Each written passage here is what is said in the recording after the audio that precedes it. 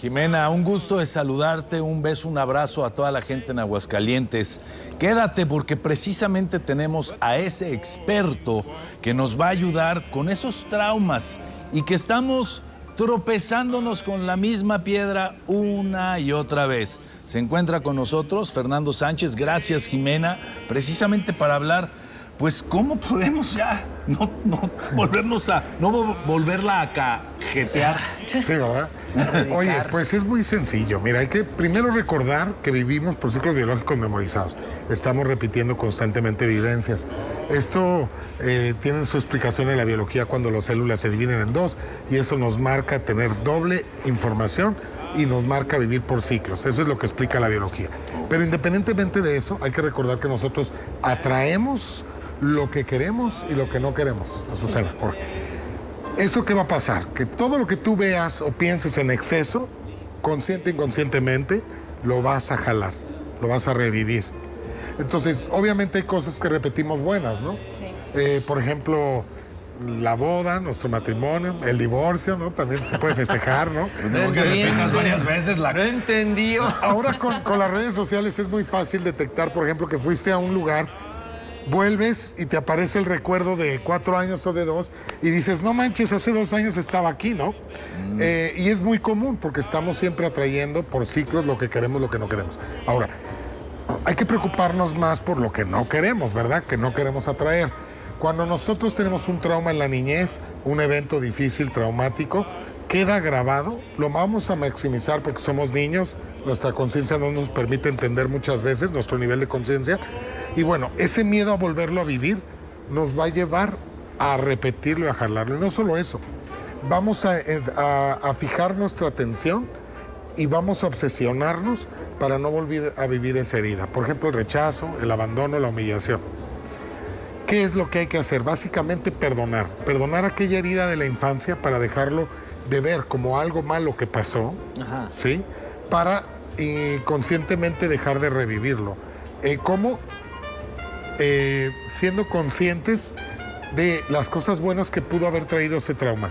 Está un poco complicado explicarlo en tan poco tiempo, pero trato de hacerlo lo más claro posible. Si yo siento que es un trauma y me aferro a no quererlo vivir y pienso que no lo quiero vivir y constantemente estoy pensándolo, lo que voy a hacer es revivirlo. Entonces quiero perdonarlo, verle un sentido positivo desde el pasado para dejar esa obsesión a no vivirlo y dejarlo de jalar. ¿Nos damos cuenta que tenemos el trauma o no, o es algo inconsciente? Es inconsciente, pero es muy sencillo darnos cuenta. Aquellas cosas que se repiten que no nos gustan, ahí debe de haber un trauma. En esas cosas excesivas que estamos repitiendo constantemente. Por ejemplo, el abandono, el rechazo, no sé, la traición, cualquier cosa que se repite, porque lo que pasa en el mapa del ser humano es que cree que así es la vida para todos. Y quizá el vivir un trauma no es una enfermedad, pero el acostumbrarnos a vivirlo sí. El verlo ya como que así es la vida, ¿no? O a mí me va mal, no me pagan mis clientes, o cualquier cosa que tú estés viviendo negativa en tu vida, la enfermedad podría ser el acostumbrarte a vivirla y el decir así es la vida, así son todos, y no es así. Yo te puedo decir que a lo mejor mi herida es la de la traición y yo revivo y soy muy obsesionado a que no me traicionen, pero es lo que voy a jalar. A lo mejor la tuya es la del abandono, por ejemplo. Entonces tú vas a revivir esa herida. Pero hay que irnos al pasado para sanarlo, y sí se puede, ¿eh? Digo, pero hay dos panoramas aquí diferentes, se puede decir uno positivo y otro negativo. ¿Por qué lo digo? Y te va. Mi papá fue un borracho desobligado, patrón negativo. ¿Sí? Correcto. Mi mamá siempre fue la que nos sacó adelante, patrón positivo. Ok. Ahora yo quiero formar mi familia, pero me cuesta trabajo porque soy muy exigente por temor a que vaya a salir, a que vaya a salir igual que mi papá. ¿Qué puedo hacer? O sea, ojo, sí me doy a entender. Sí, lo entiendo. El patrón perfecto. positivo de la mamá contra el patrón negativo del papá. ¿Por qué nos da miedo lo negativo y no nos enfocamos a lo positivo? Mira, es muy común en este tipo de casos que idealicemos a la madre. Bien. Porque nuestra madre hizo el doble rol. Entonces lo que buscamos en nuestras parejas es una mujer idealizada, que no existe. Buscamos una supermamá. Sí. Y entonces todas las mujeres que conocemos nos quedan chiquitas. Lo que hay que ver es analizar. Primero, ¿por qué papá se fue? A lo mejor papá fue abusado a la edad que tenía él. Es un ejemplo, ¿eh? Pero te puedo decir que hay algo atrás de eso. Puede haber golpes que el padre haya recibido a partir de la edad en la que el hijo tenía, en la que el papá se fue. O sea, si el hijo cumplió 10 y el papá se va a los 10 años del hijo, puede ser que él, el padre, a los 10 recibió golpes, un abuso o algo negativo. Entonces lo que hace, para no repetir ese patrón dentro de la familia como herramienta para él útil por su nivel de conciencia, es irse. Entonces hay que entender eso amorosamente. Y también hay que entender que mamá hizo su mayor esfuerzo por cumplir los dos roles. Pero ojo, tenemos que poner al nivel a los dos, a papá y mamá al mismo nivel, porque si tenemos agrandado uno, vamos a tener dificultades, tanto con el dinero como con nuestras relaciones interpersonales. Porque el éxito de una persona está en tener de alguna manera al mismo nivel o como equilibrados nuestro lado masculino y nuestro lado positivo. Y eso es mamá, papá. Es el dar y el recibir en el dinero. Te pregunta Isabel, buen día. Me cuesta mucho tomar decisiones, miedo e inseguridad, hacer negocios. Sé cómo hacer las cosas, pero me cuesta mucho hacerlas y me desespero. Pero también mi papá era así.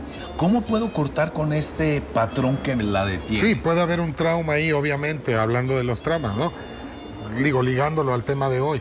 Pero es muy sencillo. Si ella le da miedo o le cuesta mucho trabajo hacer negocio, hay que buscar un trauma con una persona que hizo negocio. Ya sea en mi vida, en la de mis padres o mis abuelos. Puede ser un tema transgeneracional. Acuérdate que la información no se pierde.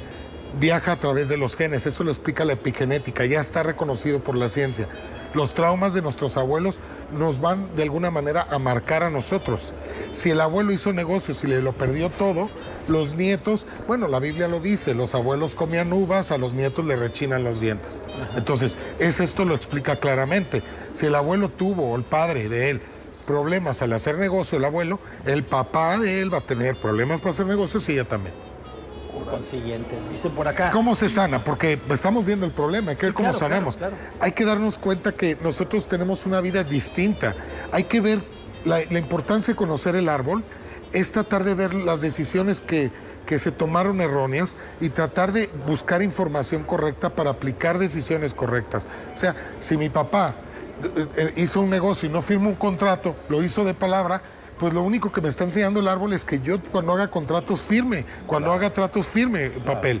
Y eso es lo que tenemos que entender y dejar este miedo de lado, amarrar bien las cosas y no cometer los mismos errores. Dicen por acá, hola, buenos días. Mi trauma es escuchar o haber visto a mi mamá teniendo relaciones sexuales. Y hasta el día de hoy no me gusta tener relaciones sexuales con mi pareja. Híjole, es fuerte, está para una terapia. Pero, bueno, pues aquí hay obviamente un trauma, pero es lo que él percibe de haber visto a su mamá teniendo intimidad. No sé si sea con su padre o con otra persona, ¿verdad? Pero debe de haber sido fuerte. Pero en la medida que él comprenda que es un proceso normal del ser humano, digo, no sé en qué condiciones haya visto a su madre, no sé si infidelidad o X, pero hay que comprender que todos los seres humanos... Supongamos que vio con su papá a sus dos... Sí, entró y los vio como pareja. Y eso fue traumante. Pues fue traumatizante. Sí, fue traumatizante para él. Sí, pero yo creo que hay algo más detrás de eso, ¿eh? Puede haber algo más fuerte detrás de eso. Pero comprender que, bueno, es parte de la vida. ¿Cuál es el miedo que le da? Que alguien abra la puerta y lo vea y se traume, probablemente si tiene hijos, sus hijos. Pues ponle seguro. Sí, ponerle no, ahí está la solución. No, claro, o sea, no fuera sí, claro. claro. Y obviamente es ver qué interpreto yo sobre el sexo, porque a lo mejor desde ahí me hice una percepción de que era algo sucio, que lo que veía no era grato. A lo mejor fue muy grotesco para él como niño, pero ya de grande pues tiene que irle tomando otro sentido, ¿no? Y mira, yo más bien le preguntaría a esa persona si su madre, si su pareja coincide con la fecha de nacimiento de su madre o la fecha de concepción de su madre, porque o de una hermana. Porque lo que pasa ahí es que son dobles simbólicos. Ajá. Y cuando existen esos dobles simbólicos cuesta mucho trabajo tener intimidad. Yo creo que va más por ahí. Él está confundido. Ojalá y nos pueda mandar mensaje. Cuando tu pareja es doble de tu madre, va a haber mucho trabajo, sobre todo ya cuando viven juntos. Al principio el sexo es muy fogoso, pero cuando ya se casan, no va a haber intimidad. Pueden durar años sin intimidad. ¿Sí? Y cuando las mujeres se casan con alguien, o que se llama igual que papá, o que nace en el mismo mes con días de diferencia, puede haber 15, 20, o en el mes de concepción. Entonces no va a haber intimidad. Y eso la biología lo marca así. Está escrito, no lo estoy inventando yo. Son investigaciones ya hechas. Y eso pues obviamente no lo sabemos como sociedad y la iglesia no nos aclara, nos casa a todos por igual. Pero deberíamos de estar enterados, tener conocimiento de esto. No quiere decir que... Pero fíjate, la relación va a ser muy buena, porque se van a llevar como hermanos. También si la persona es del mismo mes tuyo, es tu gemelo simbólico. Por ejemplo, si es de abril y tú eres de abril, no va a haber intimidad, pero se la van a llevar muy bien. Va a haber amistad, va a ser una relación perfecta, pero sin intimidad. Es que te voy a Oye, preguntar, pero es Susana, que te voy a estamos así preguntar. como que impactados, pero están llegando muchas llamadas del público y te preguntan también. Mi papá nos pegaba mucho, ahora soy mamá y me cuesta mucho trabajo ser amorosa. Yo soy muy dura, no les pego, pero soy demasiado dura. ¿Qué puedo hacer para no repetir los patrones de mi mamá? A ver, dos cosas. El que te hayan educado no es malo. Lo que fue malo a lo mejor fue la forma de educarte. Entonces hay que educar, pero sin golpes. Ahora, yo creo que esa falta de demostrar, dice que es dura. Sí, muy dura. Esa falta de demostrar a lo mejor cariño, amor, viene de un miedo a la pérdida, ¿eh?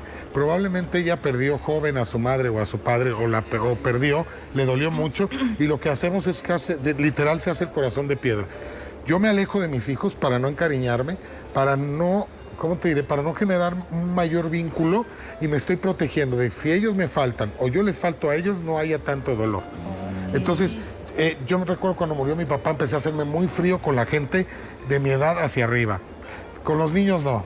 Entonces me empecé a cuestionar por qué y me di cuenta que era eso. Yo había generado una relación muy amorosa con mi padre, cuando faltó me dolió muchísimo. Entonces yo estaba protegiendo a mis hijos y protegiéndome, a mi madre y a la gente que quedaba, de no hacer un vínculo muy afectivo para que no me doliera si alguno de los dos faltara. Ojo, vuelvo a lo mismo, es educar pero sin ser tan duro. Sin ser tan duro. Mira, ya cuando un niño habla, escucha, ya puedes hablar con él, expresándole. Y hay castigos muy leves que son muy buenos, funcionales y que no representan dolor para el bebé, para el niño, ¿no? Claro. Te preguntan, yo tengo una sobrina que la estafaron y está súper traumada, no sé cómo ayudarle. La estafaron. Bueno, pues qué te diré, que aprender de las cosas, ¿no? Pasar de la víctima al aprendiz. Algo que a mí me sirve mucho es darme cuenta en qué punto yo generé lo que sucedió. Porque hay un punto. Sí. Yo el otro día vi un Confianza. TikTok diciendo a una persona, les voy a contar story time, ya ves que están de moda. Sí. Story time de cómo me quitaron la herencia de mi padre. Y contaba que un novio le pidió todo el dinero para una inversión de un negocio de él. Y la chava estaba enojada. Digo, bueno, hay un punto en donde tú decides entregarle todo. O sea, si yo tengo 10,000 pesos, 100,000, 1,000,000, pues voy a poner en riesgo el 10%, pero no todo.